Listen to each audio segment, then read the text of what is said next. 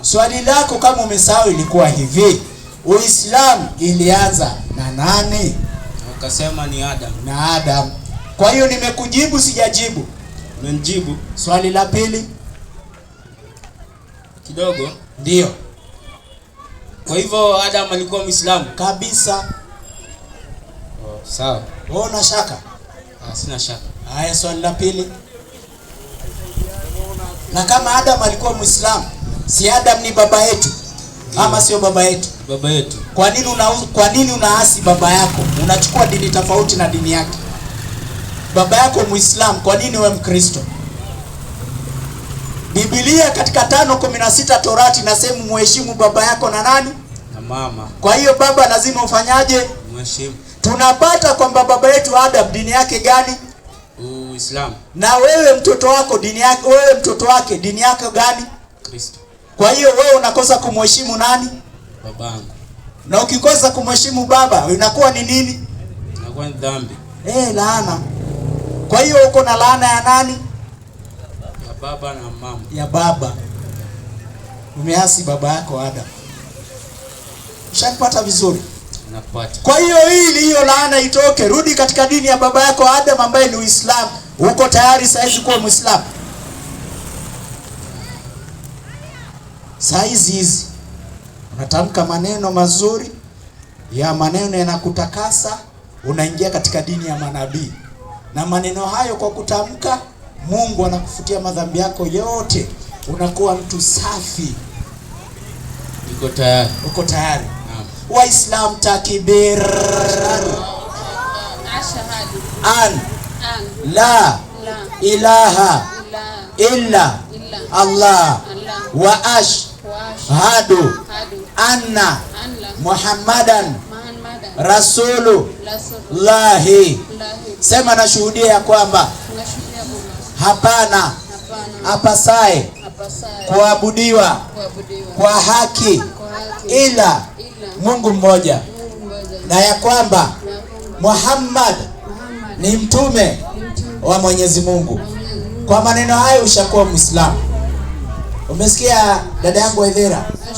TV yatupa matam ya Uislamu tena kwa nidham. Abbas Online TV yatupa matam ya Uislamu tena kwa nidham.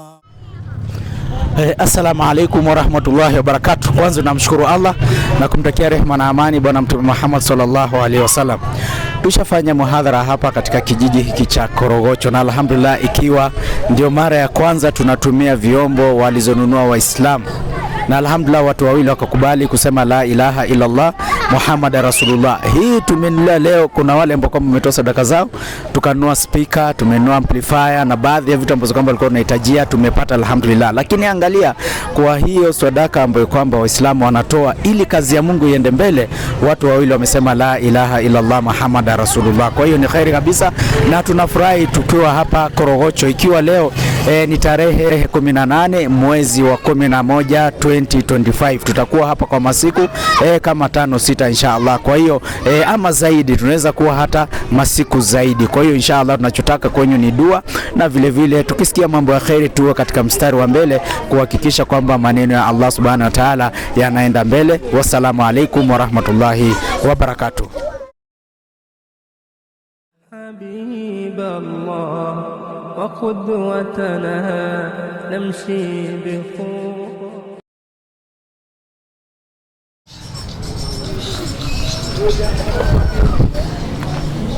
Halo. Haya. Assalamu alaikum warahmatullahi wabarakatuh. Alhamdulillah thumma salatu wassalamu ala rasulillah sallallahu alaihi wasallam. Baada ya kumshukuru Allah na vile vile kumtakia rehma na amani Bwana Mtume Muhammad sallallahu alaihi wasallam. Ndugu zangu, nafikiri kama ilikuwa mwezi wa 9 hapo September, kuna wakati ambapo vyombo ilikuwa inatusumbua na nikaingia katika mtandao kuuliza vyombo.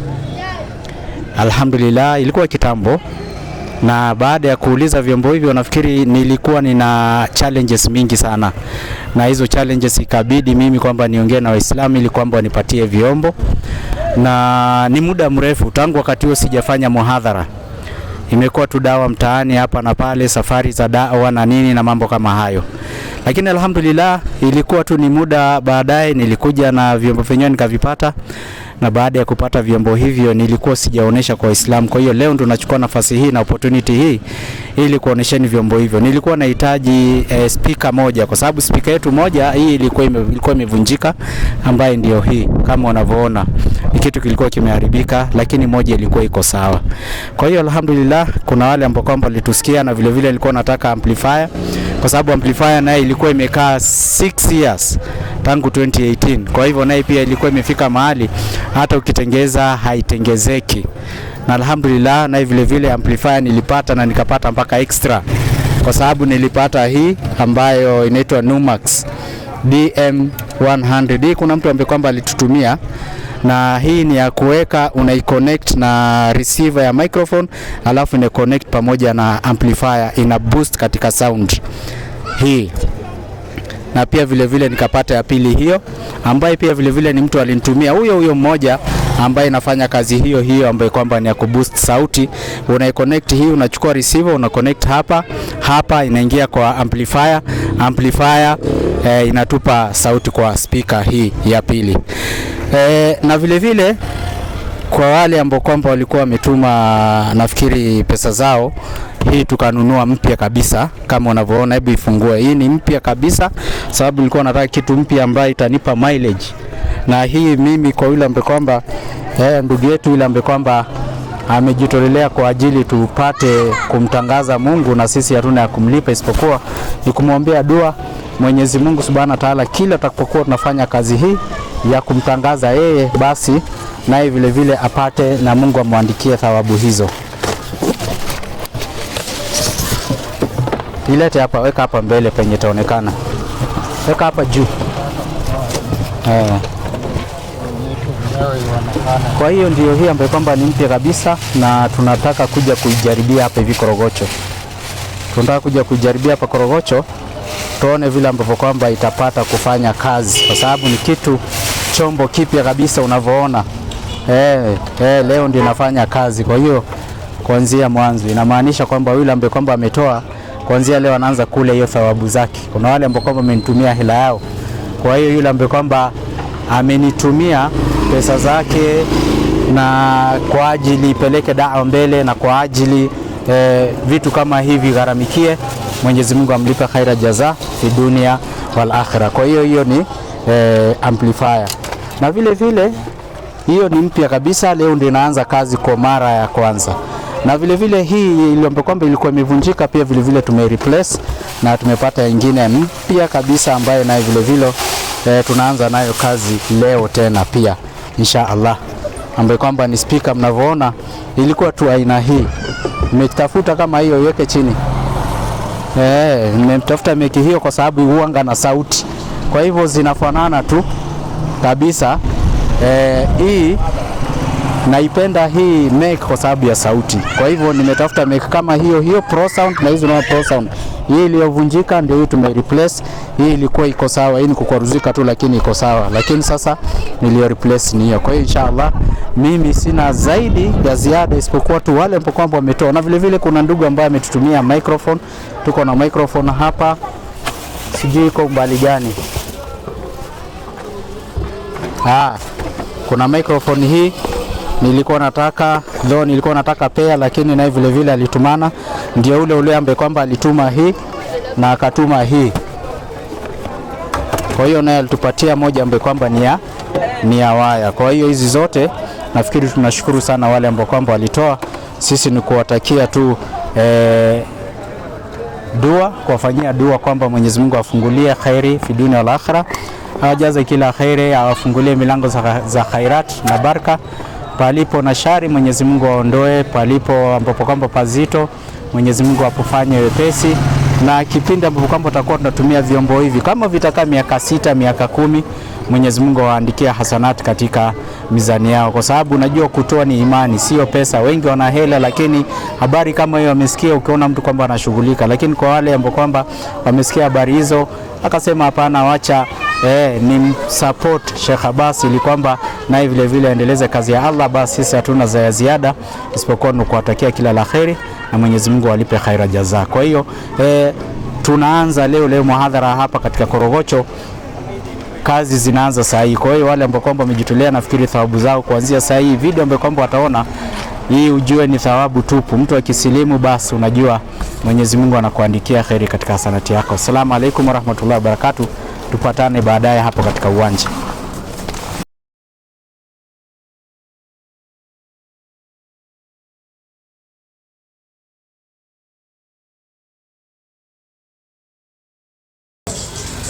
Na kuna mambo mengi umeona kutoka kwake, sio? Ndio. Mambo yote umeona ni kama nini? Kwa mfano anaenda kusali, anavaa kanzu, sio? Ndio. Akienda choo anaenda na maji, kusali yake tofauti, anaenda msikiti, si ni kweli? Anavaa kanzu, vitu kama hivyo, sio? Na kuna mambo mengi umeona kwingine, ama ushasikia kuhusu Uislamu na ungependa kujua, si ni kweli? Ndio. Sasa unataka kupatia chance hii, tumekalisha pale ili kwamba kwa hii dakika 10 yale maswali ambayo yanakuwa kila siku yanakusumbua, ungependa kujua hii ama ile, upate faida ukitoka hapa. Hata kama ni kitu moja umesoma, utoke hapa kama umefaidika. Ushanielewa vizuri yani? Ndio. Nini ushaona kwa Waislamu ambaye kila mara wewe inakusumbua akili yako, ambayo ungependa sana kujua ama kufahamishwa?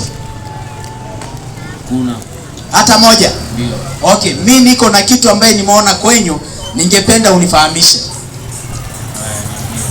Wewe ni dini gani umesema? Mimi ni Mkristo. Wewe ni Mkristo, si ndio? Ndio. Yesu alikuwa dini gani? Yesu. Ndio. Mkristo. Mkristo. Ukisema Mkristo maana yake nini?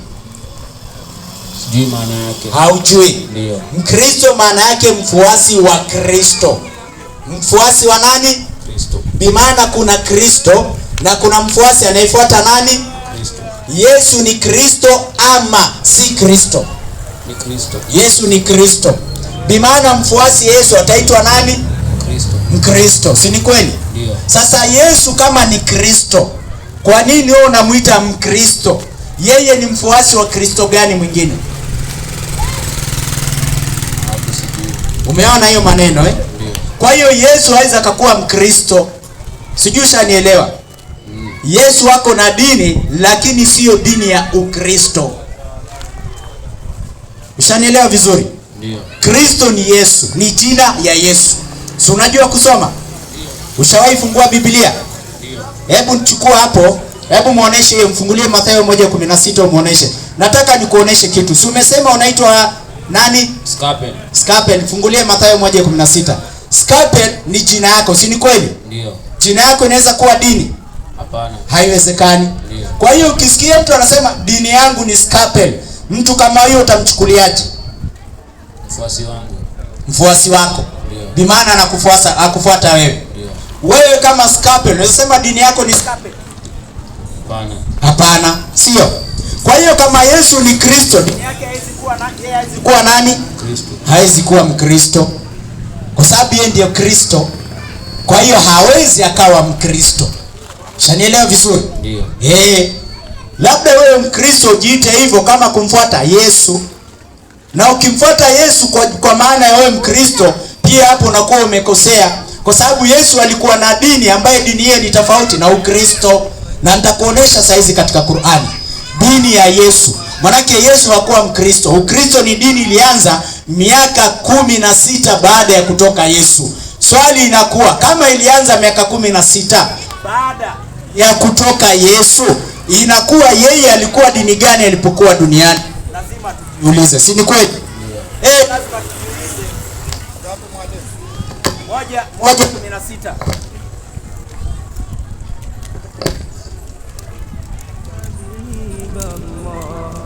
وقدوتنا نمشي 1:16 Mathayo, isome haraka haraka. Mpatie, yeye anajua kusoma, muoneshe mwenyewe ajisomee.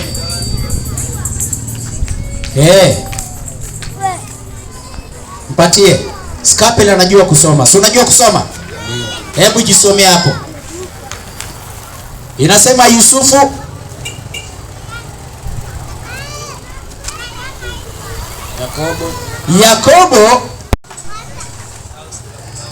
Rafiki yangu, karibu sana.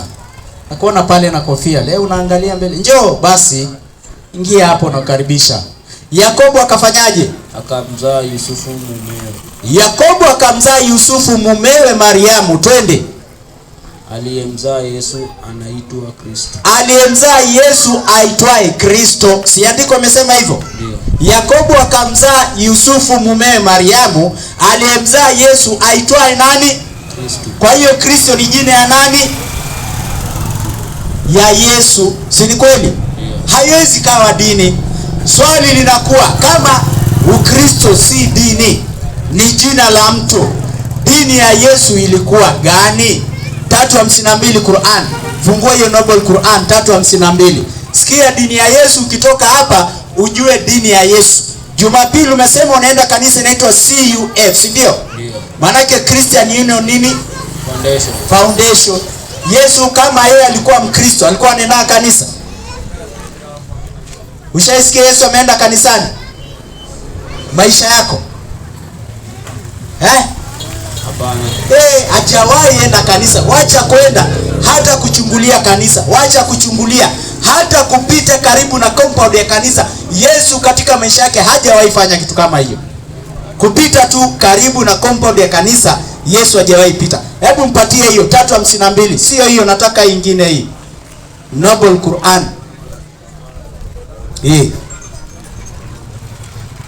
3:52, mfungulie haraka haraka. Qur'ani hiyo aisome mwenyewe tu, asikie dini ya Yesu, ili ukitoka hapa wewe uende ukijua dini ya Yesu. Ukitaka kufuata sawa, kama hutaki kufuata, sisi wa maalaina ila albalagul mubin, sisi juu yetu tushakufikishia. Wewe mwenyewe ukisema sasa, mimi dini ya Yesu sitaki kuifuata, nataka kwenda CUF nimuimbie Bwana Yesu ama nimuimbie Bwana, hiyo inakuwa shauri yako. Sisi Waislamu tutakuwa tushakuonesha na tumejitoa dhima mbele ya Allah subhanahu wa ta'ala. 3:52 Qur'ani. Twende 3:52. Hebu isome. Umefika mwalimu, ndio hii. Ndio. 3:52. Alafu jameni, kama na bismillahirrahmanirrahim. Twende. Isa alipohisi kuwa kati yao pana ukafiri, alisema twende, nani watakuwa wasaidizi wangu wa kuitangaza. Twende haraka haraka. Hebu mpatie asome haraka haraka, muoneshe 3:52.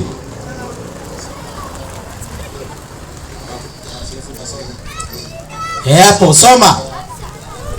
Isa alipohisi kuwa kati ya pana ukafiri, alisema soma na nguvu. Ndio. Ni nani watakuwa wasaidizi wangu kwa Mwenyezi Mungu? Ndio. Wanafunzi wake wakasema, bimaana wanafunzi wa Yesu wakasemaje? Sisi ni wasaidizi wa Mwenyezi Mungu. Wanafunzi wa Yesu wale 12 disciples, wale ambao kwamba unajua wanafunzi wa Yesu 12 wakasema sisi ni wasaidizi wa kuitangaza dini ya Mwenyezi Mungu. Twende. Tumemwamini Mwenyezi Mungu. Twende. Nashuhudia kwamba sisi hakika ni Waislamu. Umesikia maneno? Ndio. 12 disciples wanawaambia Yesu, sisi tunaitangaza dini ya Mungu, na wewe Yesu shuhudie kwamba sisi dini yetu ni gani? Waislamu. Bimaana kumbe wanafunzi dini yao ni gani? Waislamu. Kwa hiyo Yesu na wanafunzi wake walikuwa dini gani? Waislamu. Na wewe dini gani? Kristo. Bimaana umempinga nani? Yesu. Ukimpinga Yesu unaitwa mpinga nani?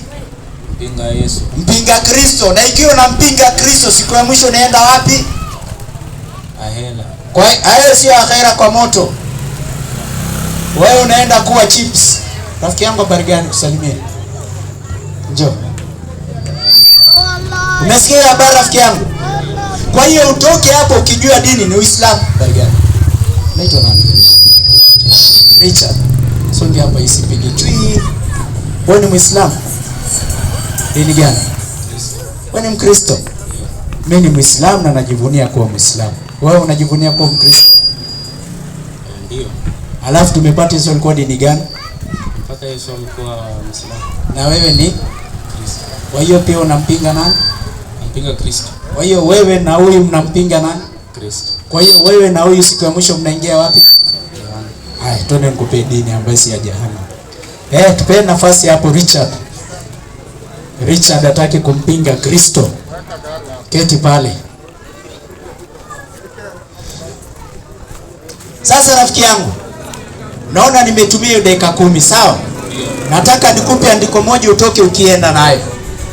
Hii peni Richard nafasi ameketi.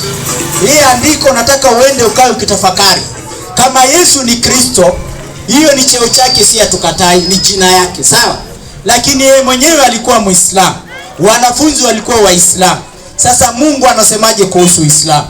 Mwenyezi Mungu anasema kuhusu Uislamu, ukisoma katika Qur'ani 3:19, Mwenyezi Mungu anasema bila shaka dini ya haki mbele ya Mwenyezi Mungu ni Uislamu. Narudia, Mwenyezi Mungu anasema katika Qur'ani 3:19, bila ya shaka dini ya haki mbele ya Mwenyezi Mungu ni Uislamu. Bimaana ukitaka dini mzuri, wewe kuwa Muislamu, na usipokuwa Muislamu ushapotea na umeenda na maji. Ushanielewa? Ndio. Kisha teremka 85 anasema, na anayetaka dini isiyokuwa ya Kiislamu, huyo amehasarika, ameenda na maji, amepotea, na siku ya mwisho Mungu hatamkubalia maneno yake na hatakubali dini yoyote ambayo kwamba tena naye mbele yake. Kwa hiyo ni jukumu lako kuikubali Uislamu. Kama Yesu alikuwa Muislamu, wanafunzi wa Islam, kwa nini utoke hapo bila Uislamu rafiki yangu? Mimi nataka utoke hapo na Uislamu sasa hivi. Unasemaje? Ukue Muislamu kama Sharif, kama mimi, kama hao unaona hapa, kama Muhammad, kama Yesu, kama wanafunzi wa Yesu, kama Ibrahimu, kama Musa. Nataka uwe Muislamu kama hao manabii. Usitoke hapa bila Uislamu, ni hasara rafiki yangu. Sijui ushanielewa? Nishakuelewa. Unasemaje? Nini inakuzuia usiwe Muislamu? Kuna kitu nizuia. Mbona usiwe Muislamu sasa hivi? Bado sijajipanga. Mbona unataka kujipanga na nini? Unataka kujipanga na ninaona dada amefika pale. Haya, tungempe kiti. Ungekata kando ingekuwa mzuri, lakini sawa, mna tatizo. Msongelee kidogo asianguke. Vizuri dada. Karibu sana. Sasa rafiki yangu, nimeshakupa habari ndio hiyo. Toka hapa ukijua Yesu Muislamu. Ukitaka kufuata Uislamu sawa, shari. Huyo ukitembea na yeye kila saa mfundishe Uislamu. Usipomfundisha, kesho mbele ya Mungu atakushika matai. Ushanielewa vizuri? Usinyamaze, mnaenda, mnatembea pamoja, mnaangalia football, sijui nini pamoja, alafu Mungu umwambie maneno ya Mungu, umwambie Uislamu. Hiyo ni makosa kubwa, sawa? Ukitoka hapo utakuwa unafundisha Uislamu ama hapana? Hebu chukua mic, nataka utoe ahadi mbele ya Waislamu. Utakufundisha dini? Ndio. Ushachukua ahadi? Haya, sawa, mimi nawapatia ruhusa. Sawa Mpatie hii Qur'ani, nataka aende na hii Qur'ani moja hii. Hii ni zawadi nataka kukupatia. Mpe ndogo hii. Nataka uende uisome, hii ni lugha ya Kizungu. Sawa? Kuna maswali yoyote unaweza nifuata kwa YouTube channel, kwa WhatsApp, kwa TikTok, Facebook, andika Abbas Online TV, ABASS Online TV. Namba yangu utapata pale, tutawasiliana. Sawa? Wewe unataka moja ndogo? Haya, hii yako. Hii ndogo ni Biblia ya Kiarabu. Sasa wewe acha nikupe hii. Naweza soma. Haya. Hii ni Biblia, sio Qur'an. Hiyo zawadi yenu msome. Dada nitampa yake hii. Wacha kwanza uulize maswali. Ama nimpatie saa hii. Dada, ushasoma Qur'an? Hii ni ya Kiswahili tu, haina Kiarabu. Sawa? Utaenda usome. Haya. Sasa songa hivi. Richard. Mpatie mic Richard. Richard, habari gani? Nzuri. Wewe ni dini gani ulisema? Mimi ni Mkristo. Kanisa gani? Kanisa la ACK. Aha. Maana yake nini? ACK. Anglican Church of Kenya. Ilianzia wapi? Ilianzia sina fahamu vizuri. Hiyo ni ilianzia kule Ulaya kule pande hizo. Sawa? Sasa hii nafasi mimi nakupatia kama ule rafiki yetu. Ni nafasi ya kuuliza maswali. Nimekuona umekaa pale muda mrefu unasikiliza. Na mimi nikaamini kabisa wewe unafuatilia maneno ya Mungu na nikapendezwa sana. Kwa sababu unapoona kwamba kijana barobaro amekaa mahali maneno ya Mungu yanazungumzwa, anaisikiliza kwa makini, basi jua wewe ni mtu mzuri, ni kijana ambaye ako na future. Shanisikiliza vizuri. Na ukiona kijana maneno ya Mungu anapinga, huyo muombe Mungu amrudishe katika njia. Sawa? Wewe ni kijana mzuri. Kama vile vijana hapa hawa walioko hapa. Wote kila siku naombea Mungu. Wanapenda mambo ya Mungu, tukifika wanatupatia nafasi tunakaa. Unaona wanaheshimu maneno ya Mungu na Mungu awekee baraka katika kazi zao. Sasa rafiki yangu, hebu uliza swali lako. Lolote unayo juu ya dini. Uislamu ilianzia wapi? Uislamu. Uislamu umeanza tangu kitambo, tangu siku Adam amekuja katika dunia hii. Adam si unamjua? Ndio. Adam ni nani? Weka mic karibu na mdomo. Adam. Adam alikuja, Mungu alimleta kwenye dunia. Kwa hiyo ni mtu wa kwanza. Ndio. Huyo mtu wa kwanza yeye mwenyewe alikuwa ni Muislamu. Sijui kama ushanielewa. Nimekuelewa. Kwa hiyo Uislamu umeanza tangu kwa Adamu. Na ndio ukisoma Qur'ani 2:213 Mwenyezi Mungu anahakikisha maneno hayo. Anasema watu wote duniani walikuwa wa dini moja ya haki aliyokuja nayo Nabii Adam. 3:19 Qur'ani nukulu, andika chini, utaenda kusoma mwenyewe ukipata nafasi. 3:19 watu wote walikuwa wa dini moja ya haki aliyokuja nayo Nabii Adam. Bimaana Adam alikuja na dini ya haki. Sijui kama ushanielewa. Swali linakuwa dini hiyo ya haki ni gani? Hiyo dini ya haki ukisoma katika Qur'ani 3:19 inasema bila shaka dini ya haki mbele ya Mwenyezi Mungu ni Uislamu. Kwa hiyo Uislamu ndio dini ya haki, bimaana Adam alikuja na Uislamu. Sijui kama ushanielewa. Napata. Kwa hiyo Uislamu imeanza tangu kwa Adamu. Wale watu wote, kina Ibrahim alikuwa Muislamu, Nuhu alikuwa Muislamu, Musa alikuwa Muislamu, manabii wote walikuwa Waislamu, Yesu alikuwa Muislamu, wanafunzi wa Yesu Waislamu, Muhammadi Muislamu, sisi Waislamu, Richard Mkristo peke yake. Shanipata vizuri Richard? Napata. Kwa hiyo wewe uko kando ya dini ya manabii. Ili uwe katika njia sahihi na njia ya sawa, rudi katika dini ya manabii, na dini ya manabii ni Uislamu, na Qur'ani inadhibitisha kama dini ya manabii ni Uislamu katika Qur'ani 21:92. Nisomee, inaitwa Nasr Hamis. Hii hapa. Hii. Hiyo.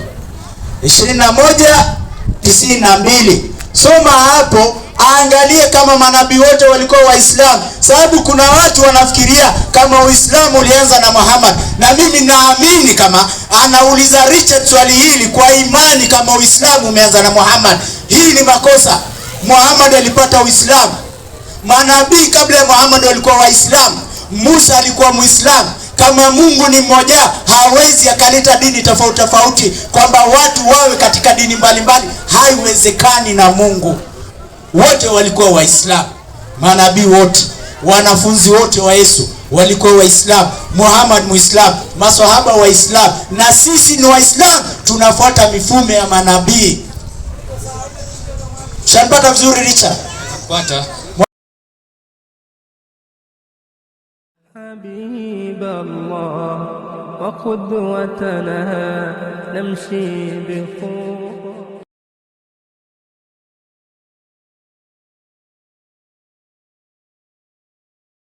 حبيب الله وقدوتنا نمشي بخطى.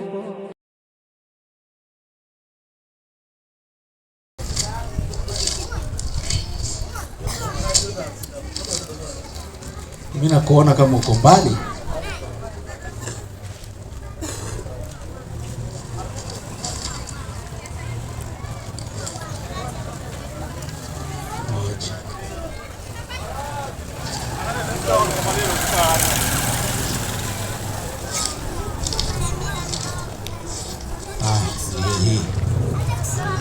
Hiyo. Mpatie mwenyewe ajisomee. Ajisomea mama. Mpatie mwenyewe tu ajisomee tu taratibu, aseme Uislamu amekuja hapa akatuambia manabii walikuwa Waislamu na hatujaona akisoma mahali. Hebu soma watu wote, kila mtu asikie. Wote walioketi hapa wasikie, watoto wasikie, wazee wasikie, kila mtu asikie. 21:92 twende. Manabii hao wote, ukianzia 20 Mungu amewataja manabii wote hao. Sasa anasema katika 92 manabii hao wote, twende. dini yao ni moja. Richard, unasikia? Ndio. Manabii hao wote dini yao ni ngapi? Moja. Nayo ni gani? Nayo ni Uislamu. Kwa hiyo hakuna nabii alikuwa Myahudi, hakuna nabii alikuwa Mkristo. Manabii wote dini yao moja, nayo ni Uislamu. Ushanifahamu? Ndio. Na hiyo dini ya Uislamu ameanza nayo nani? Tumepata ameanza nayo nani? Nilikufundisha mwanzo. Alianza Adamu. Ushanifahamu kwa swali lako? Swali lako kama umesahau ilikuwa hivi. Uislamu ilianza na nani? Ukasema ni Adam. Na Adam. Kwa hiyo nimekujibu sijajibu? Umenijibu. Swali la pili kidogo. Ndio.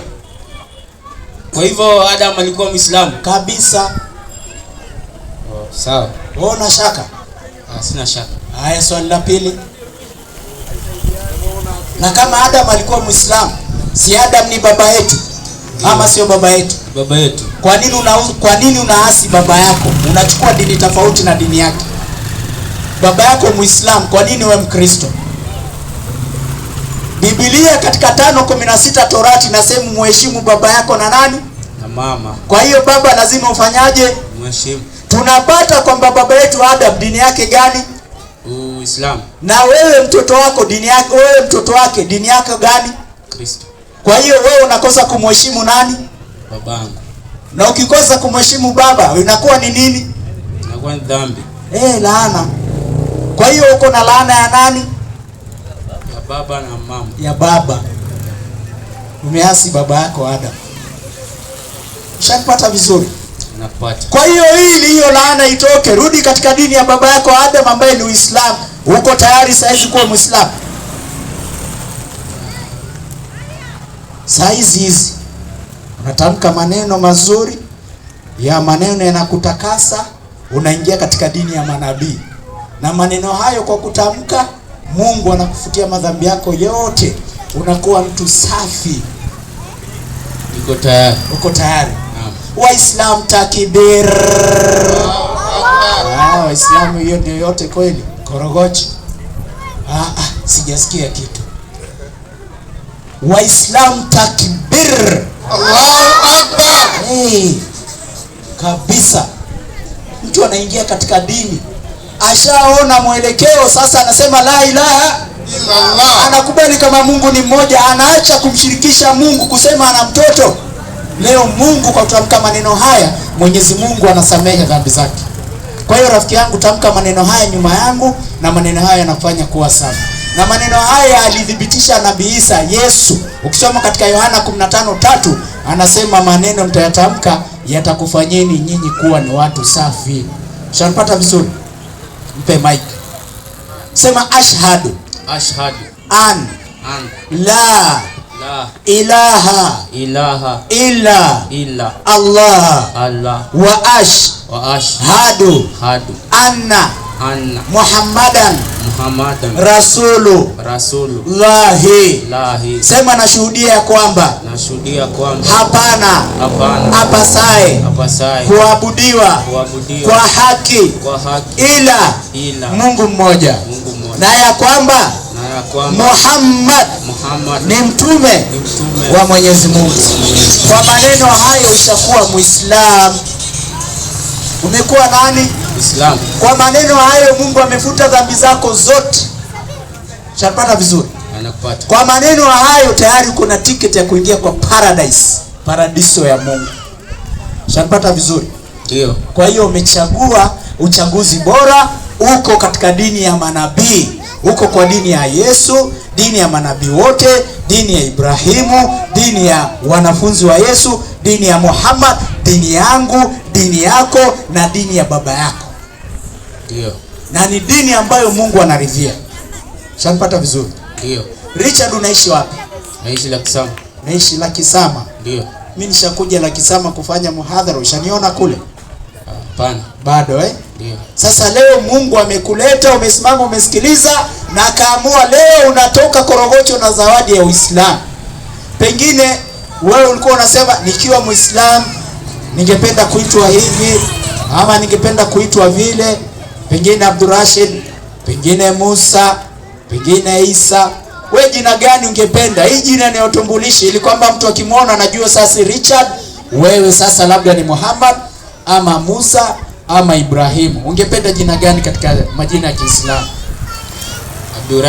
Abdul Rashid. Waislamu takbir. Amechagua jina Abdul Rashid. Masha Allah. Mwenyezi Mungu akuongoze. Sema amin. Amin. Masha Allah. Waislamu, wallahi ni furaha. Nilikuwa kama mwezi wa 9, nafikiri nilipotoka muhadhara hapa tukaenda sehemu zingine kidogo, tukasumbukana na vyombo sana, na nikawahi kuongea na Waislamu hasa katika mitandao, na kuna mtu ambaye akaamua kununua vyombo. Amenunua hiyo speaker, akanunua hiyo, unaona pale kuna hiyo speaker, akanunua hiyo, unaona pale inaitwa nini, hiyo mixer, ushaona na kuna baadhi ya vitu ambazo kwamba nilipoitisha nikapata. Ndio mara ya kwanza tunafungulia kuitumia hapa Korogocho, na tunaitumia na mtu anapiga shahada. Bimaana aliyenunua hizi vyombo yeye tayari anapata thawabu, na anapata mpaka thawabu huyu sasa akibaki katika Uislamu na vizazi vyote vibaki katika Uislamu, ujue kwake ni thawabu kubwa kabisa. Kwa hiyo mashaallah, nimefurahi, na aliyetoa vyombo hivi tunamwombea Mwenyezi Mungu amfungulie milango za kheri na baraka, na wallahi kwa ile nia ambayo kwamba alitoa Mwenyezi Mungu amekubali na anamuonesha. Kwa hiyo rafiki yangu, karibu sana katika Uislamu. Sijui, hebu nadhani nimebeba pale kanzu, angalia kwa mlango wa nyuma kuna mfuko miwili. Mfuko mmoja nguo ya kina mama, mfuko wa pili angalia kama utapata kanzu inamtosha. Apate zawadi ya kanzu. Kuna kitabu ya swala pale pia nadhani, ama hapo kwa gari angalia kitabu ya swala tumpatie. Kawaida mtu akisilimu tunataka anatoka na kanzu, toka na Qur'ani, atoke na kitabu ya kusilimu. Pale Lakisama ukienda, kuna msikiti pale Lakisama. Ndio. Nenda pale muone imam, mwambie umesilimu na umesilimishwa na Sheikh Abbas. Sawa? Ndio. Mwambie akufundishe, atakufundisha free of charge. Sawa. Shanipata vizuri? Nakupata. Ungekuwa area Isle tuna madrasa pale ungesoma bure pia. Lakini sasa Lakisama na Isle ni mbali sana. Karibu sana katika Uislamu. Asante. Haya, patie ule dada. Dada, habari gani? Nzuri. Kwanza unaitwa nani? Waidhera. Waidhera. Kwanza karibu sana katika meza ya maswali. Pili, nimefurahi sana kwa subira yako. Umefanya subira na umesikiliza, na naona ulikuja ukaketi pale. Sasa pengine kuketi pale huwa kuna mambo mawili. Jambo la kwanza, ima unataka kuuliza Uislamu, upate kufundisha Uislamu zaidi. Hiyo ni jambo la kwanza. Ama jambo la pili, labda ushafuatilia mambo Uislamu, pengine umeamua kusilimu. Sasa ni gani katika haya mawili? Unatamani kuwa Muislamu. Ni maana uko tayari kusilimu. Haya, weka maiki hivi karibu. Waislamu, hebu kunja ngumi kidogo Waislamu. Takbir. Mashaallah. Tumepata kijana mmoja, tumepata na dada. Dada naye pia anasema amekaa pale amesikiliza. Mwenyewe alijileta, alikuwa ameamua kusilimu. Lakini pamoja na hayo, pia nafikiri amefuatilia mafundisho na anaona sasa nimeamua kusilimu. Kwa hiyo nina swali. Uko na swali? Haya, uliza swali lenyewe kwanza. Swali lenyewe ni kuuliza ndio. Umeshaishi kutamani? Ndio. Lakini wazazi wanakupinga. Wazazi? Wanakupinga. Wanakupinga.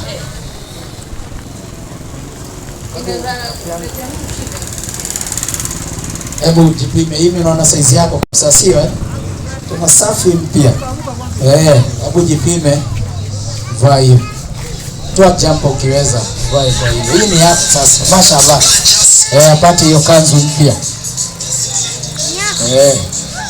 Mzee, karibu sana. Asante. Very good. Asante.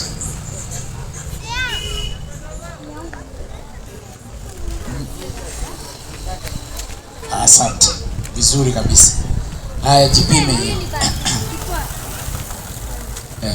Unaona vile namtoa vizuri. Ni yako kabisa, ilikuwa nimeipima, nimeiweka. Mashaallah. Ndio hii. Nafikiri zawadi yake. Qur'ani unayo? Sio?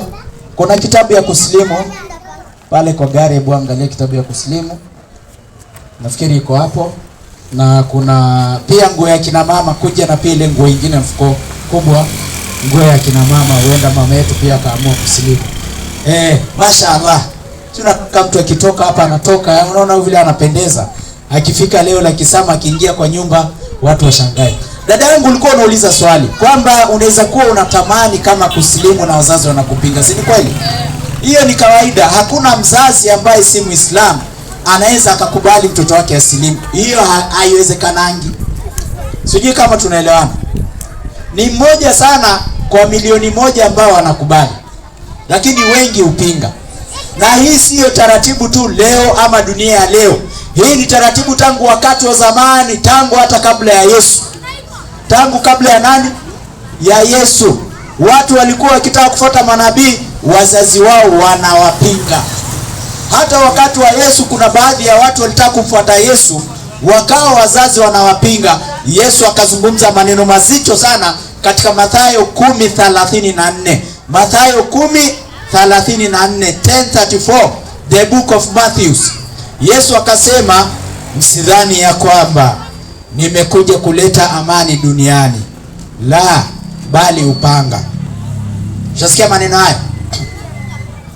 Kwa maana, anaendelea kusema, kwa maana nimekuja kumfitini mtu na babaye, mama na mumewe, baba na watoto.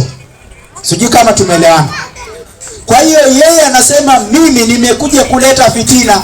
Bi maana yule ambaye kwamba atataka kunifuata atarajie kupingwa na baba yake na mtoto na shangazi na familia mzima.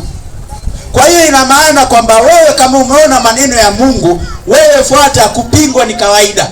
Lakini ukisema kwamba naogopa kupingwa, basi na maneno ya Mungu hautafuata. Siku ya mwisho Mungu atatuhukumu sote. Wewe utakuwa hapo, baba atakuwa pale, mama pale, karibu mtoto, kama uko na mtoto wako pale. Lakini kila mmoja atahukumiwa peke yake. Hakuna atakayehukumiwa na mwenzake. Pe kitabu huyo rafiki yangu, hiyo ni kitabu ya swala.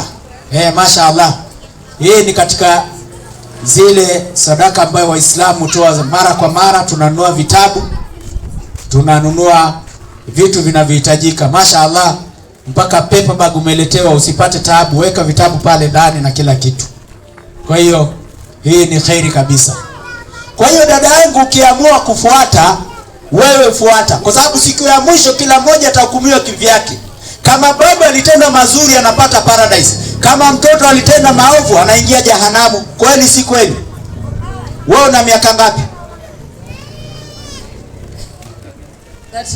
39. Karibu 40. Unaishi kwa mzazi?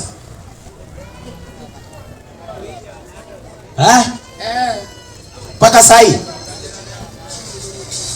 Lakini una ID? Uko na ID? Watoto ni ID? ID una? Lakini watoto wako? Niko nayo. Uko nayo? Maana ya kupata ID ni nini? Wewe ni mtu mzima, sio Bimaana leo ukipata shida, hata serikali ikija inakuhukumu kama wewe, kwa sababu uko na nini? ID. Bimaana wewe ni mtu mzima, yaani umetosha ku make your own decisions. Ni kweli? Asante. Sasa kama ushakuwa mtu mzima, umetosha ku make your own decision, kwa nini maneno ya Mungu baba ama mama akuchagulie? Inaingia akili? Inalingana na nini? Na ukoo. Maneno ya Mungu na ndio maana hiyo swali ndio. Na Yesu tunapata anasema amekuja kufitini nani na nani?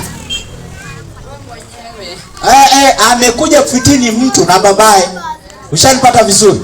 Kwa hiyo ukisema inalingana katika maneno ya Mungu, inamaanisha kama wewe hauko tayari kuenda paradiso. Kwa sababu kama utakubali wazazi wakuamulie dini, wakuamulie njia, inamaanisha bado hata hii ID rudisha kwa serikali. Hujatosha kushika ID. Shapata vizuri? Lakini kama umepata ID, inamaanisha you make your own decision. Hata kwa maneno ya Mungu, fanya decision yako kama wewe. Usiamulie. Mfano nikuulize. Yaani uamuzi wangu. Nijifanyie. Kama wewe kwa maneno ya Mungu hasa. Mfano huyo mzazi ni mchawi, sawa? Kwa mfano tu, yana si yeye ni mchawi. Nasema mfano uko na mzazi ambaye anafanya mambo ya uchawi ama ushirikina, sawa? Mfano, sio? Huyu mzazi akulazimisha ufanye uchawi ama ushirikina, utamfuata?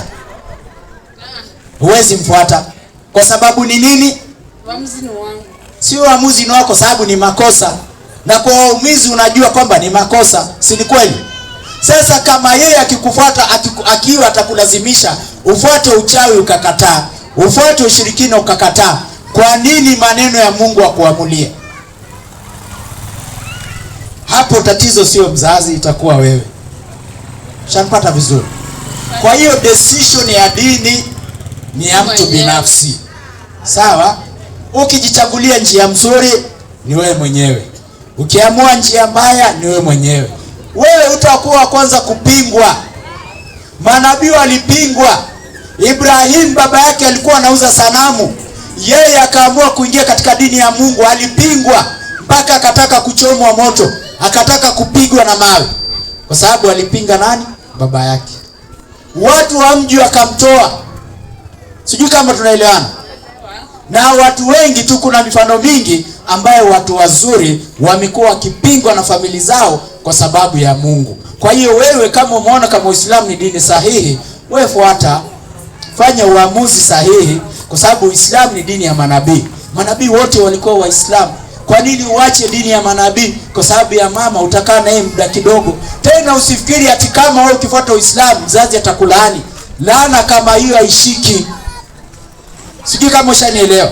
Sababu kuna watu ambao wanaona pengine mimi nikisilimu nitakuwa nimeasi mzazi na mzazi atalaani. Hapana. Ikifika kwa maneno ya Mungu, laana ya mzazi haifanyi kazi, kwa sababu Mungu ndio kwanza, mzazi anafuata. Sio mzazi kwanza alafu Mungu, hapana.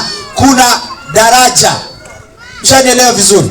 Anayetangulia Mungu, haki kwanza tunampatia Mungu, ndio mzazi anafuata, halafu wengine wanafuata. Shanielewa vizuri? Naelewa. Sasa unasemaje, uko tayari kuwa Muislamu? Tayari? Haya. Waislamu takbir. Nimeshakubali. Ushakubali Nimeshaitamani sana. Umeitamani Basi. Sasa hiyo umefanya uamuzi mzuri. Umefanya decision mzuri. Tamka maneno haya nyuma yangu, alafu utakuwa Muislamu. Wewe ni mkazi hapa Korogocho? Grogon. Pale kuna msikiti? Hii hapa. Hii. Sasa suliona vile alislimu. Tamka maneno haya nyuma yangu, utakuwa Muislamu. Richard naondoka. Ufanye bidii kusoma, sawa? Haya. Sema ashhadu. Ashhadu an la ilaha illa Allah wa ashhadu anna Muhammadan Rasulullahi. Sema nashuhudia ya kwamba hapana apasaye kuabudiwa kwa haki ila Mungu mmoja, na ya kwamba Muhammad ni mtume wa Mwenyezi Mungu. Kwa maneno hayo ushakuwa Muislamu. Umesikia dada yangu Edhera? Ushakuwa Muislamu. Sasa wewe kwa kuwa Muislamu, Mungu amesamehe madhambi zako zote. Wewe kwa kuwa Muislamu tayari Mungu anakupa ticket ya kuingia paradise. Kusema la ilaha illa Allah ndio ticket ya paradise. Kama hujatamka hiyo, wewe paradise imefungwa kifuni. Shanisikia vizuri?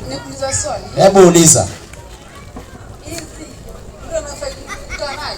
Hizo haifai, lakini utafundishwa taratibu tu.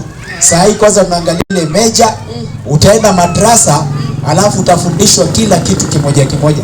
Hii haifai, ni makosa. Inafaa tu unachana nywele yako vizuri na nini, kama ni kusuka kawaida, usiweke zile mapisi za kuongezea, ni makosa. Kwa sababu vitu kama ingine ni ya maiti, ingine ni nywele za farasi, ingine ni makonge, sijui kama tutaelewana. Lakini wewe unajua ukishaingia katika Uislamu itakana usali. Kusali lazima unashika kitu kama inaitwa udhu. Inafaa maji inaingia vizuri kwa kichwa, kwa ngozi. Ukiweka hii maji hezi ingia. Kwa hiyo haifai, ni makosa. Lakini ni vitu ambavyo utafundishwa taratibu tu. Shanaelewa vizuri?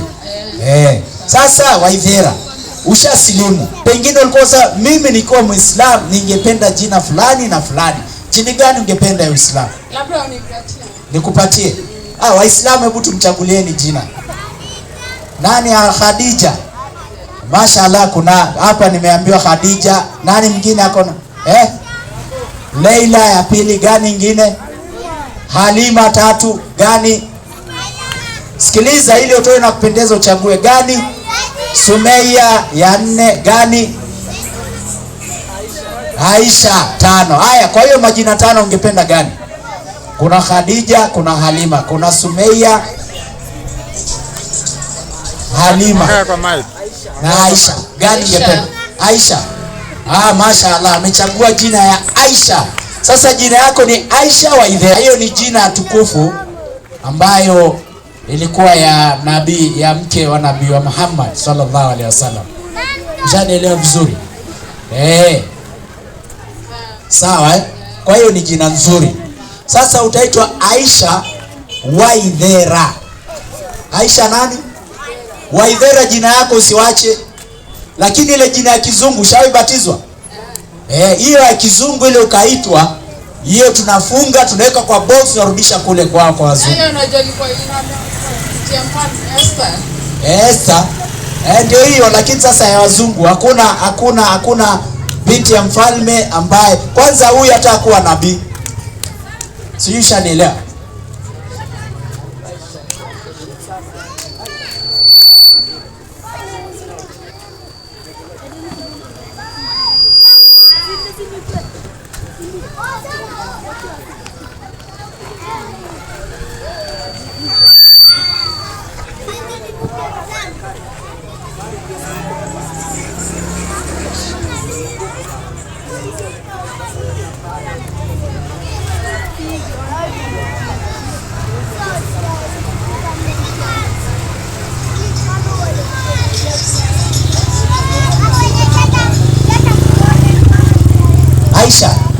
Sasa unaitwa Aisha Waithera, sawa? Hiyo ndio jina lako. Sasa nataka nikupatie zawadi. Kwanza nimekupa Qur'ani ya Kiswahili. Hii haina Kiarabu. Lakini sasa ile utasoma soma ukishajua Kiarabu nitakuletea. Nina hapa zawadi ya nguo kwako. Na kuna kitabu ya kusilimu.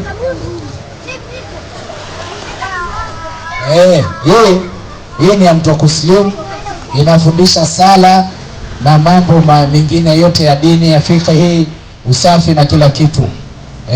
Imeandikwa na Sheikh Abdurrahman Muhammad Abu Bakar. Na ndio kitabu kizuri ambacho tunatumia kwa watu kusilimu. Hiyo ni zawadi yako. Qur'ani zawadi yako.